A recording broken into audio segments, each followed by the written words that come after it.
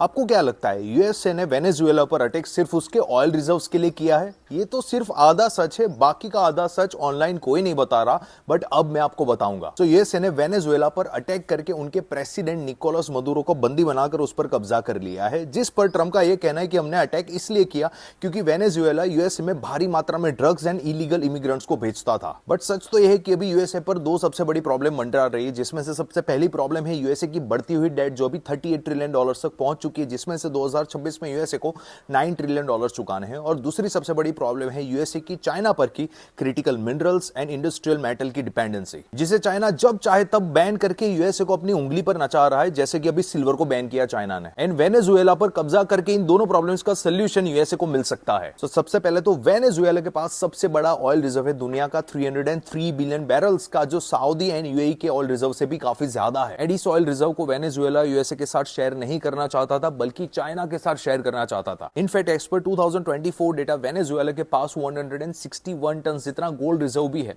And अभी recently ही Donald Trump ने announce किया है कि अब से यूएसए वेनेजुएला को चलाएगा एंड वेनेजुएला में जितने भी ऑयल रिजर्व है उसको यूएसए खुद बेचेगा। अभी इंटरनेशनल मार्केट में क्रूड ऑयल की कीमत $57 पर बैरल है, जिसके हिसाब से यूएसए इस वेनेजुएला से ऑलमोस्ट $17 ट्रिलियन कमा सकता है। मतलब कि वेनेजुएला का ऑयल बेचकर यूएसए की आधी डेट ऐसे ही खत्म हो जाएगी। अभी यूएसए जानता है कि फ्यूचर इकोनॉमी का base critical minerals and industrial metals रहने वाला है, एंड उसमें भी कॉपर का इंपॉर्टेंस फ्यूचर में सबसे ज्यादा रहने वाला है। अभी समझने की बात यह है कि पूरे वर्ल्ड में सबसे ज्यादा कॉपर प्रोडक्शन पेरू कंट्री में होता है, जिसमें जितना कॉपर प्रोड्यूस होता है उसके 1/3 हिस्से पर चाइना का कब्जा है। एंड यूएसए नहीं चाहता कि कॉपर पर भी चाइना का ही कंट्रोल रहे। इसी रीजन की वजह से यूएसए ने वेनेजुएला को टारगेट बनाया, क्योंकि वेनेजुएला को लगकर कोलंबिया के पास ही पेरू कंट्री है। सो वेनेजुएला एक्चुअली में पेरू का एक एंट्री गेट है। सो वेनेजुएला पर अटैक करके वर्ल्ड के सबसे बड़े ऑयल रिजर्व पर खुद का कंट्रोल रखना एंड पेरू में जो कॉपर प्रोडक्शन होता है उस पर से चाइना का कंट्रोल हटाना, यही यूएसए का टारगेट है। अभी इस पर आपका क्या कहना है मुझे नीचे कमेंट सेक्शन में जरूर बताएं। ऐसी इंफॉर्मेटिव फाइनेंशियल अपडेट्स के लिए अभी फॉलो करें स्मिथ ठक्कर को।